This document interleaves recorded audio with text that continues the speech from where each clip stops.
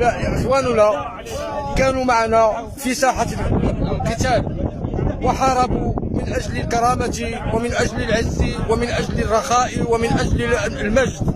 واليوم نرى جئنا لزيارتهم نلقاهم مهمشون أكثر منا. على الأقل يكرموا الأموات، كرموا الأموات. نحن الأحياء يعني نعيشوا ونديروا اللي كان نعيشوا به. واخا همشتونا واخا قتلتونا واخا درتونا اللي درتونا يعني نصبروا ليه، ولكن الاموات يجب ان يكرموا.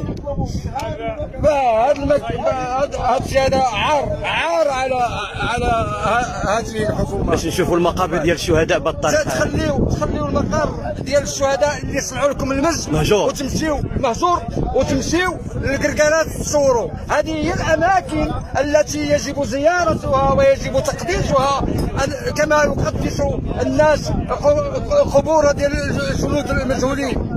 هادو هما الناس اللي خصهم يتكرموا ويداروا في كل ساحه من الساحات الكبرى في المدن يبنى قبر الجندي المجهول ودار واحد اليوم وطني للشهيد. ومن هنا من ارض الشهداء من هذه المقبره امام هؤلاء الشهداء نناشد جلاله الملك ونناشد الحكومه المغربيه ان تجعل من هذا اليوم يوما للشهيد.